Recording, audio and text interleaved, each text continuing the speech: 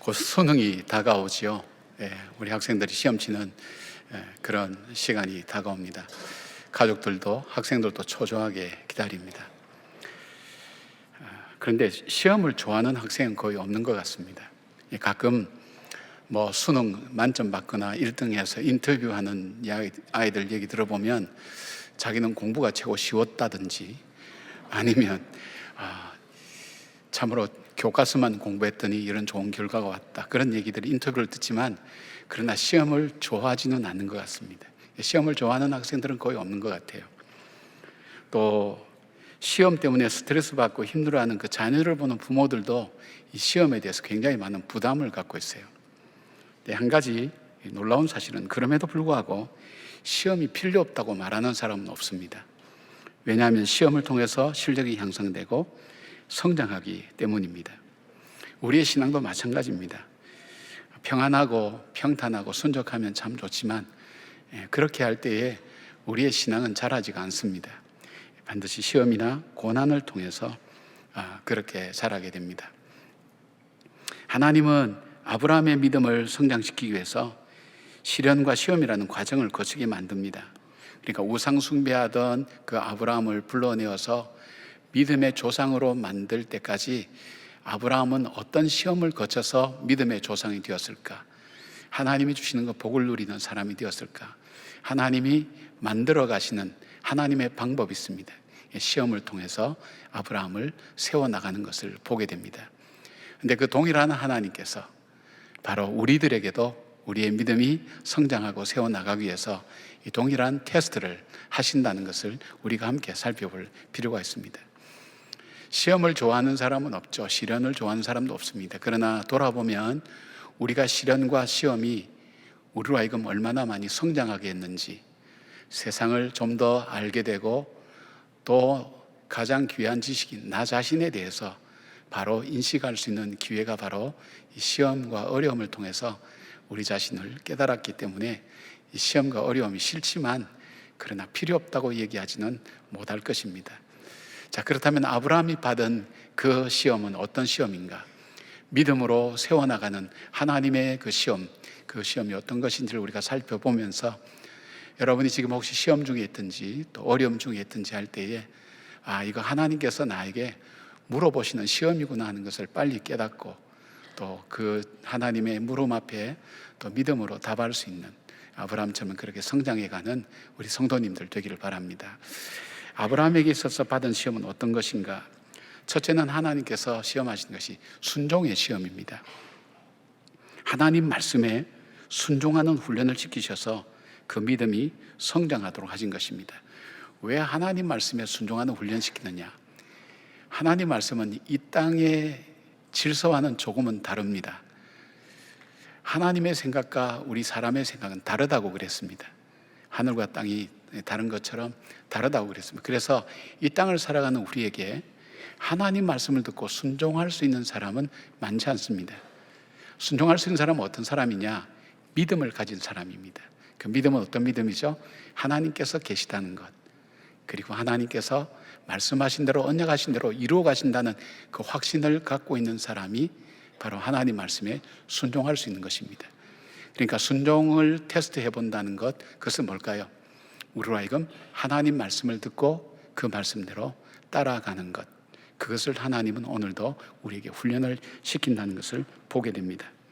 자, 아브라함, 이 갈대아 우르에 살고 있는 이 아브라함에게 우리가 지금 현재 하는 하나님에 대한 지식이 아닙니다. 그때는 하나님에 대해서 몰랐어요. 전혀 몰랐어요. 우상을 숭배하고 있었어요. 근데 거역할 수 없는 놀라운 어떤 힘, 그렇게 표현할 수 있어요. 성경에는 하나님이라고 표현했지만, 영광스러운 하나님이라고 표현했지만, 아브라함이 갈대아 우르에서 들었던 그것은 하나님이라는 분이 어떤 분인지 잘 몰랐어요. 그러나 어쨌든 거역할 수 없는 어떤 놀라운 힘이 자기에게 와서 너의 본토 친척 아비 집을 떠나라고 그렇게 말씀하셨어요. 그래서 이 말씀에 일단 순종했어요. 그런데 말씀드린 것처럼 그 당시에는 본토 친척 아비 집은 떠나면 죽어요. 죽을 수밖에 없는 길이에요. 요즘하고 달랐어요. 그럼에도 불구하고 순종했어요. 그런데 온전히 순종하지는 못했어요. 왜냐하면 본토 친척 아비 집을 떠난 것이 아니라 아버지 데라를 모시고 갔고, 또 일찍 아버지를 여의는 조카 롯, 롯을 데리고 같이 갔어요. 본토 친척 아비 집을 온전히 떠나지 않았어요. 그리고 하나님이 지시할 땅으로 가라고 해서 가는 도중에 다 가지 못하고 하란이라는 곳에 머물러서 5년 이상을 거기서 살았어요. 아무 일도 없는 줄 알았는데 하나님께서 자기 아버지 데라를 데려가셨어요. 그리고 난 다음 하나님이 다시 말씀하세요. 아브라함에게 너 본토 친척 아비 집을 떠나라. 그리고 내가 내게 지시할 땅으로 가라. 보여줄 땅으로 가라. 보여준 땅도 아니고 보여주고 있는 땅도 아니고 보여줄 땅. 믿을 근거가 없어요. 내가 이걸 가지고 듣고 행할 수 있는. 왜냐하면 믿음은 있지만 믿음에 확신이 없으면 못 움직인다 그랬잖아요. 바로 이 아브라함이 보여준 것도 아니고 보여줄 땅이라 그러니까 이거 어딘지 모르는 거예요. 그렇지만 그 말씀에 순종했어요. 갈 바를 알지 못하고 갔어요. 유브라테스 강을 건너서 무려 700km나 되는 먼 거리를 하나님이 말씀하시는 그 길, 갈 바를 알지 못하고 도착했어요. 그 가나안 땅에 도착을 하니까 그 가나안 땅은 자기들을 위해서 예비되고 준비된 그런 목초지가 있는 것이 아니라 가나안 사람들이 먼저 살고 있었어요. 그래서 평지에 그 장막을 칠 수 없어서 베델 동쪽 산에 이 장막을 치고 거기서 제단을 쌓고 여호와 하나님의 이름을 부르게 됩니다. 언약하신 대로 이루시는 하나님, 나에게 약속하신 7가지 복, 주님께서 떠날 때 7가지 복을 주시겠다 약속했거든요. 그 복을 이루어주는 삶을 제가 살게 해주십시오. 그렇게 하고 살았습니다. 그런데 그 땅에 기근이 찾아왔습니다. 시험이 왔죠. 기근이 왔을 때 지금까지 하나님 말씀을 듣고 순종하며 따라왔던 이 아브라함이 그때는 하나님의 말씀을 듣지 않았어요. 자기의 생존 본능, 그리고 자기가 판단하고 자기가 생각하기에 내가 이 기근을 피해서 살아갈 수 있는 곳 애굽을 선택해서 갔어요.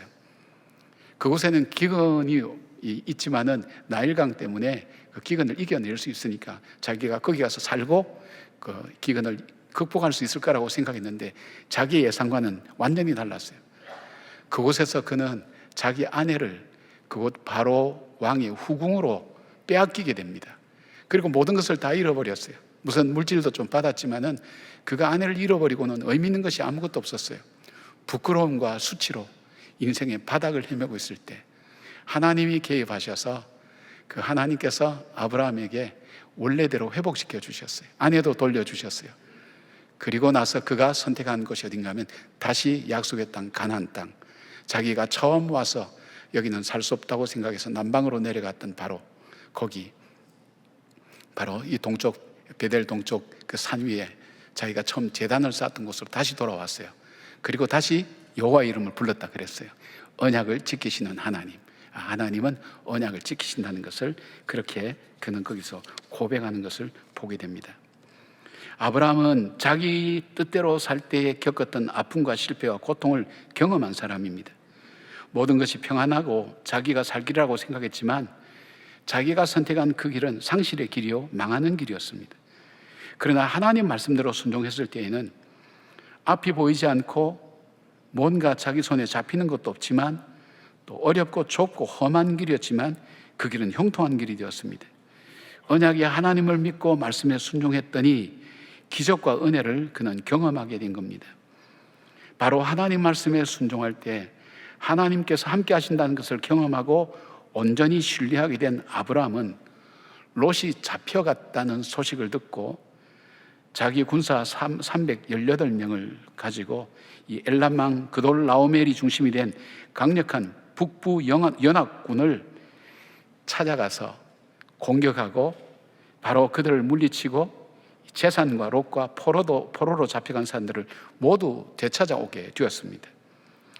상식적으로는 되지 않는 거예요. 왜냐하면 이들의 군대가 이 고대 이렇게 이 고고학 쪽에서 보면 1만 명 정도 됐을 거라고 그렇게 얘기합니다. 근데 훈련되고 또 잘 이렇게 정리된 이 군대를 상대로 사병 집에서 기르는 318명이 그 사병을 이끌고 왕복 800km나 되는 그 길을 가서 쳐서 무찌르고 승리하는 것이 기적이 아니면 불가능한 일입니다. 그런데 이 기적이 어떻게 일어났느냐? 아브라함이 하나님을 의지하고 순종하고 나갈 때 바로 이루어졌던 귀한 역사입니다. 아브라함은 이미 하나님 말씀보다 내 뜻과 내 판단대로 할 때에 패배와 상실과 고통을 경험했죠.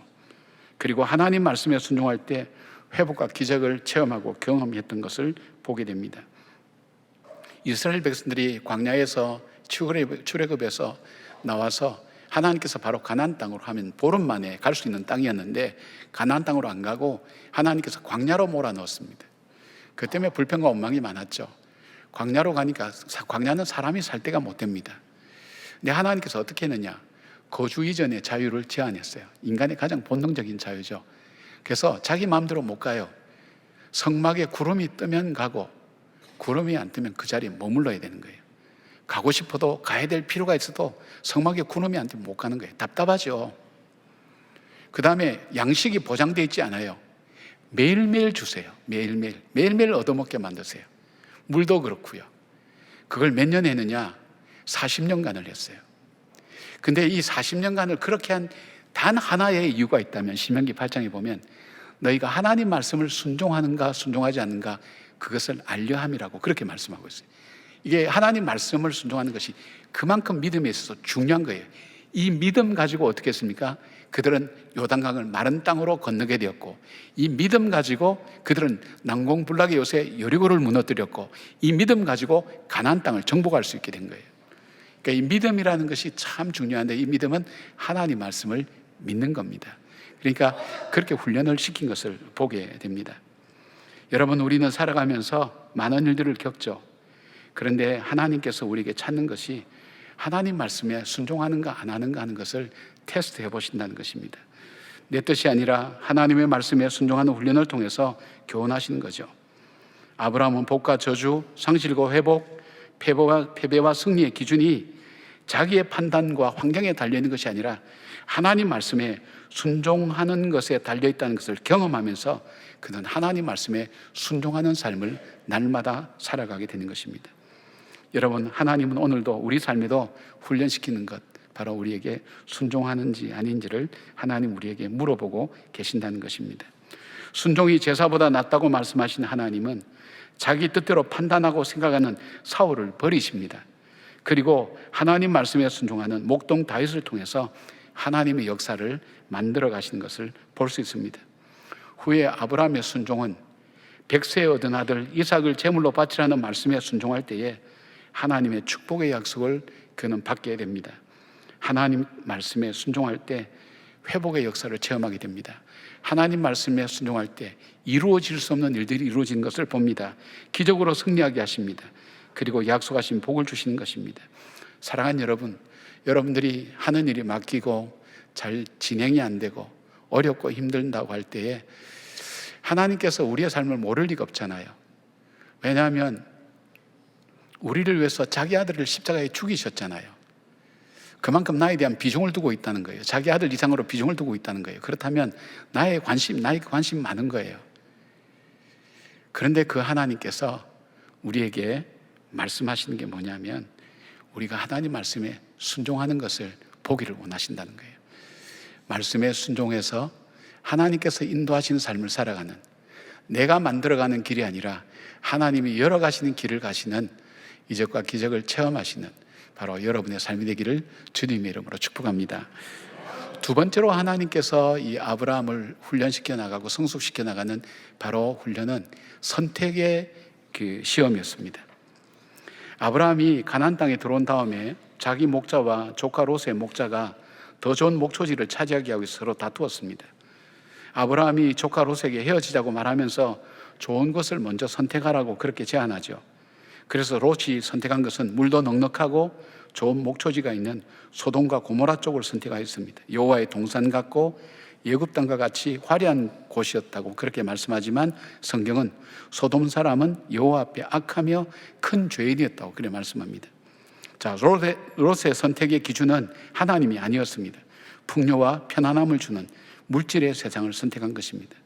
반면에 아브라함은요, 롯이 남겨놓은 황무지에 남았습니다. 그의 선택은 하나님이었습니다. 그것이 황무지든 어디든 상관이 없었습니다. 그리고 그는 환경적으로 더 열악했지만 헤브론 땅으로 옮겨갔죠. 마므레 상소리 숲을에서 제단을 쌓고 하나님을 선택하고 하나님께 예배하고 교제하는 것을 그는 선택했습니다.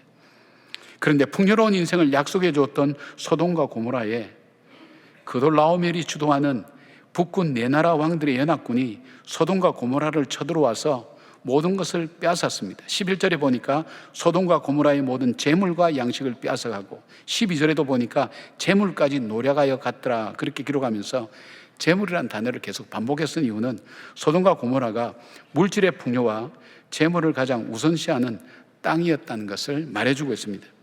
그리고 롯과 그 가족들과 많은 사람들이 포로로 잡혀갔죠. 풍요를 위해서 선택했던 롯은 그 풍요 때문에 그가 원했던 정말 풍요로운 삶을 그는 잃어버렸습니다. 심지어는 자신과 가족의 생명까지도 위협을 받는 결과가 되었습니다. 반면에 하나님을 선택한 아브라함은 사병 318명으로 그돌로아멜 그 연합군을 물리치고 그 재산과 사람들까지 다 찾아왔습니다. 무엇을 선택하느냐에 따라서 결과가 너무나 다르게 나타나는 것을 우리가 보게 됩니다.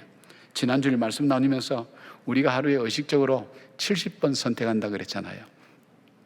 그걸 그래서 1년을 모아보면 25,500번을 우리가 선택하게 되고요. 우리가 70평생이라고 얘기한다면 178만 8,500번을 우리가 선택하는데 그 선택의 결과가 바로 우리의 삶이라고 그렇게 말씀을 드렸습니다. 근데 이 하나님은요, 오늘 우리가 선택하는 데 관심이 굉장히 많으세요. 왜냐하면 하나님 우리에게 복 주시기를 원하세요. 그래서 우리의 선택이 복 있는 자의 선택되고, 복 받는 자의 선택이 되고, 복을 누리는 자의 선택이 되고, 복을 나누는 자의 선택이 되도록 하나님은 우리의 선택에 관심이 많으세요. 왜냐하면 이것을 통해서 그 삶이 나타나기 때문입니다. 결과가 다르기 때문입니다.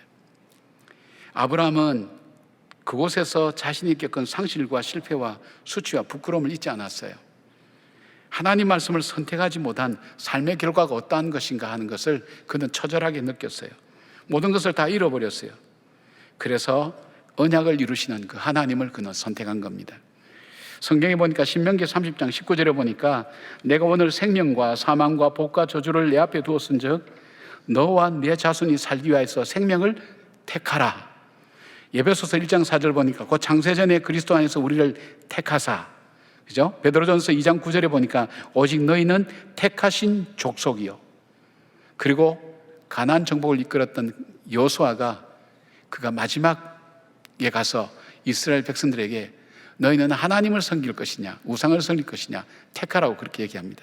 그리고 자기는 이렇게 합니다. 24장 15절에 오직 나와 내 집은 여호와를 섬기겠노라 그렇게 외칩니다. 그러니까 성경에 보면 택한다는 표현이 많이 나옵니다.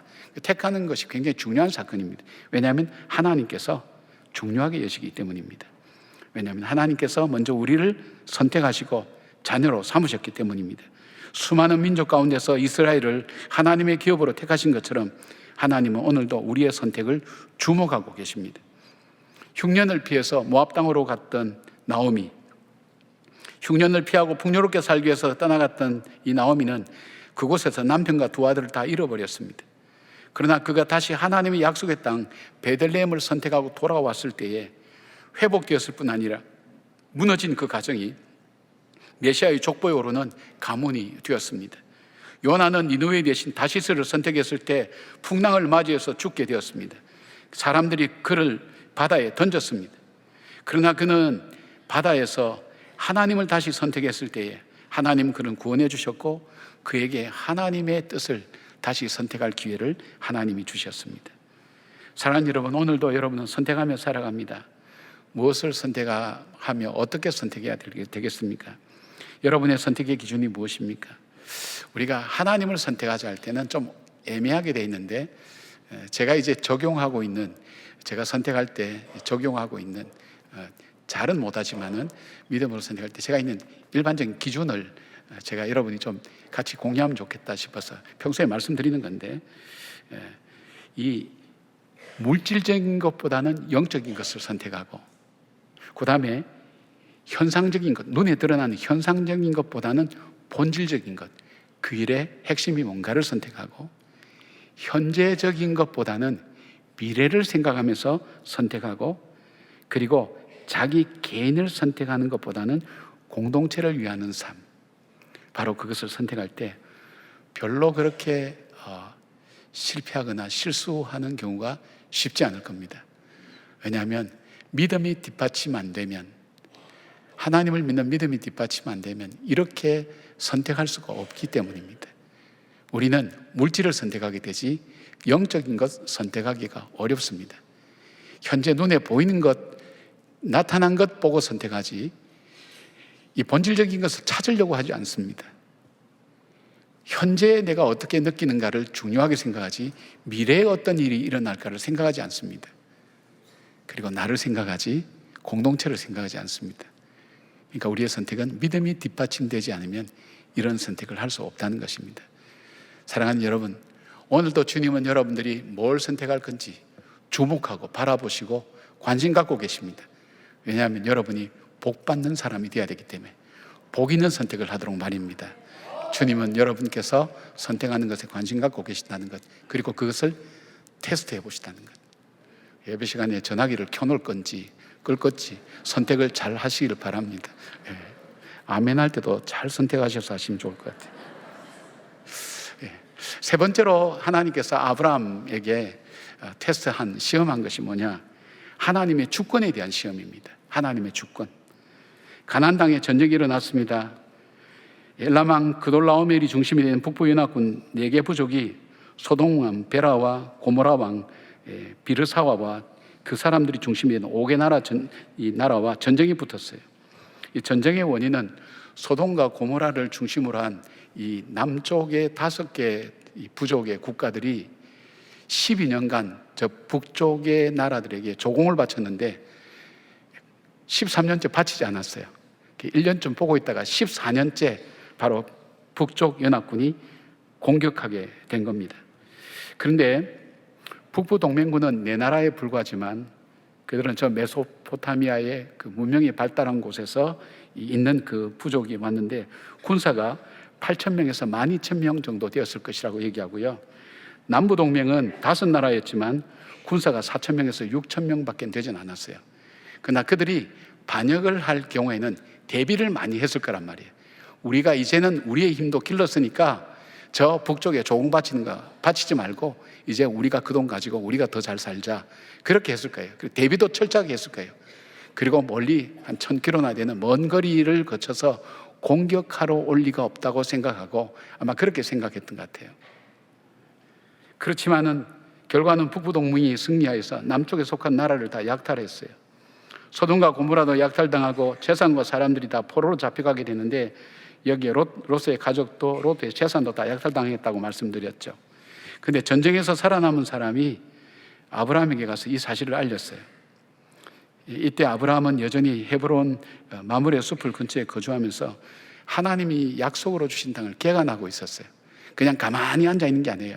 하나님이 땅을 주셨다 그럴 때 그 땅이 하나님이 약속하신 땅이 되도록 하나님이 주신 땅을 개간하고 개척하고 있었어요. 그리고 주변에 있는 사람과 동맹을 맺으면서 그렇게 생활을 하고 사병을 양육하고 있었어요. 그래서 아브라함과 자기 사병 318명, 동맹 있는 분들도 좀 같이 갔겠죠.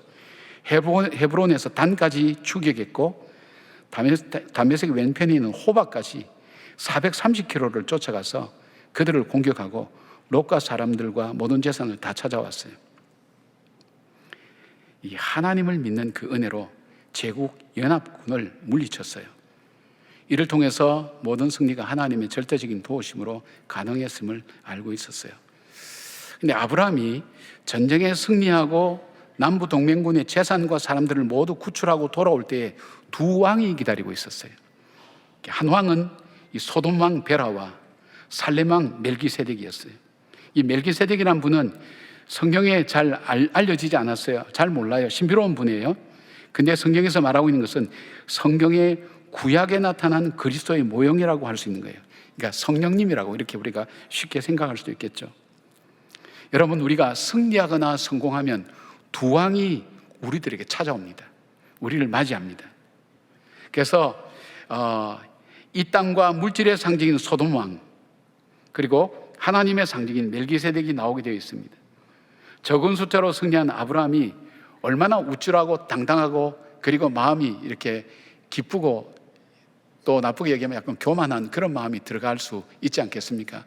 318명 가지고 1만 명 되는 군사를 쳐부시고 이 5개 부족 국가가 연합에도 졌던 바로 그들을 단숨에 물리쳐서 다 찾아왔으니까 아브라함이 얼마나 스스로 자랑스럽겠어요. 그런데 살렘 왕 멜기세덱이 2가지 이야기를 합니다. 첫 번째 얘기한 것이 천지의 주제이시오 지극히 높으신 하나님이여 아브라함에게 복을 주소서.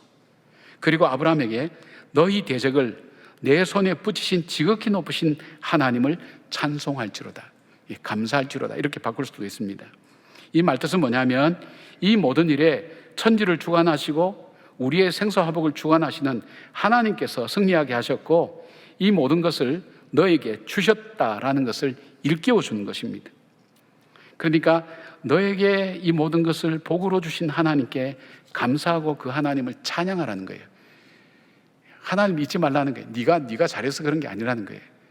하나님께서 너를 축복하셔서 이 모든 일들이 이루어지게 됐고 그분은 역사를 주관하시고 너의 생사복을 주관하신 분이라는 것을 그렇게 이야기하고 있어요. 근데 그러니까 이렇게 축복하니까 이 아브라함이 살렘한 멜기세덱에게 자기가 얻은 것, 획득한 모든 것의 10분의 1을 멜기세덱에게 줍니다. 이것이 11조의 시작입니다. 11조, 그 당시 11조는 이 율법이 없어요. 여기에는 뭐가 담겨 있느냐?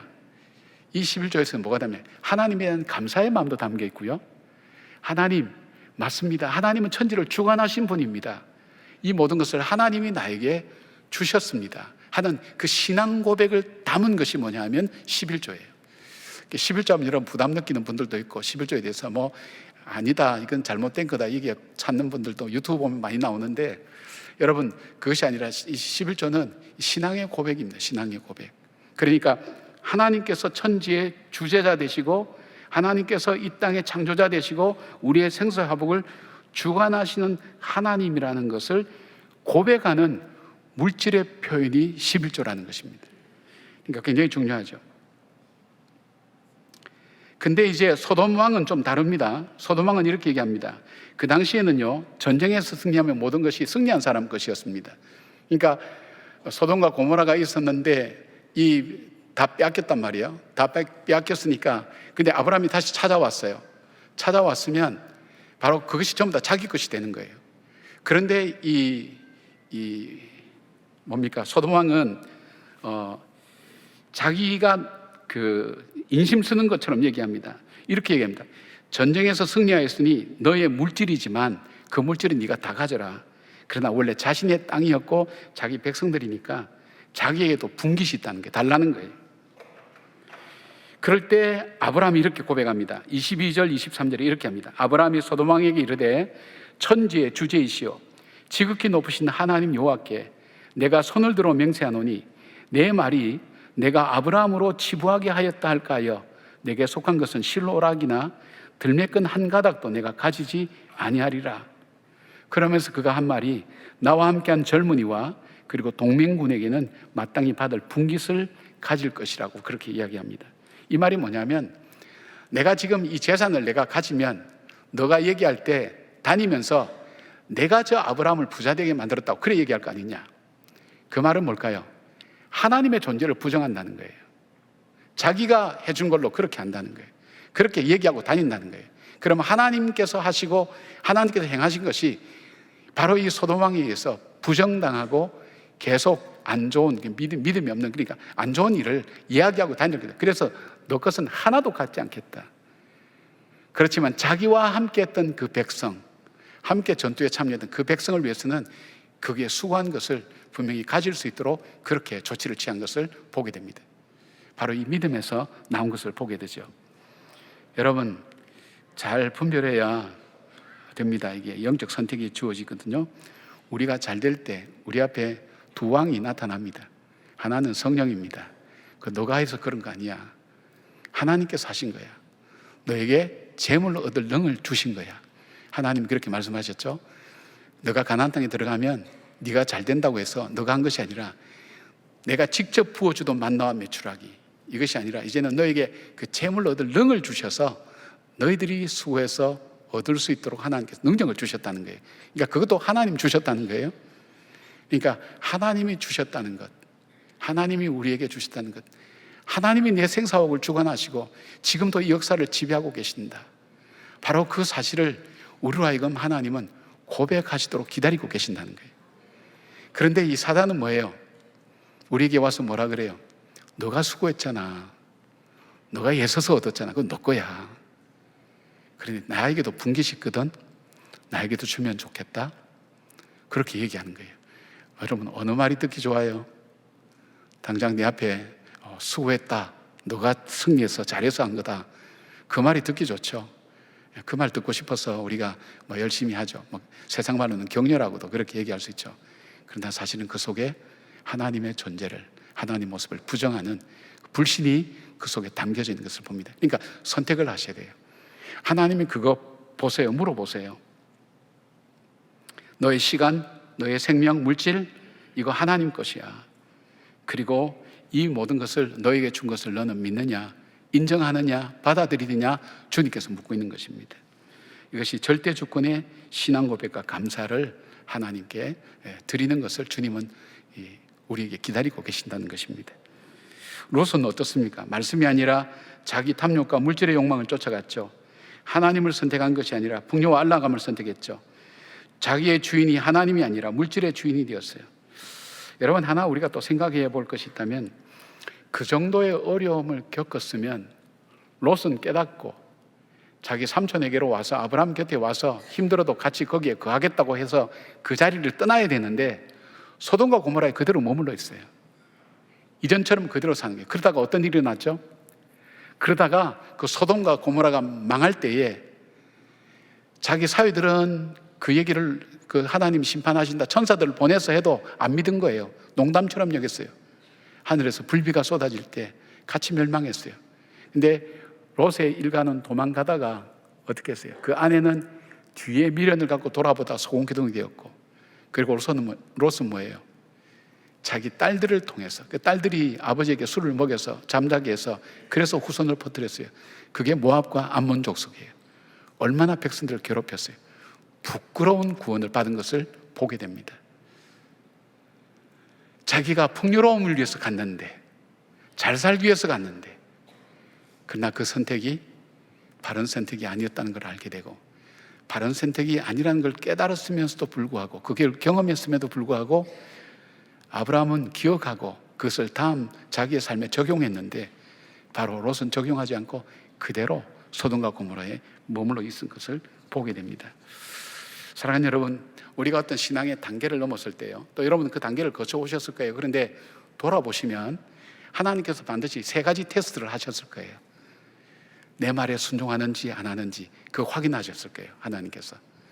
또 하나 있다면, 정말 너는 어떤 선택을 하느냐, 하나님을 선택하느냐, 세상과 물질을 선택하느냐, 그리고 너는 정말 내가 살아있다는 것, 내가 이 역사를 주관하고 너의 생사복을 주관하는 정말 절대 주권자 하나님을 내가 믿느냐, 이 믿음에 대한 확인을 해요.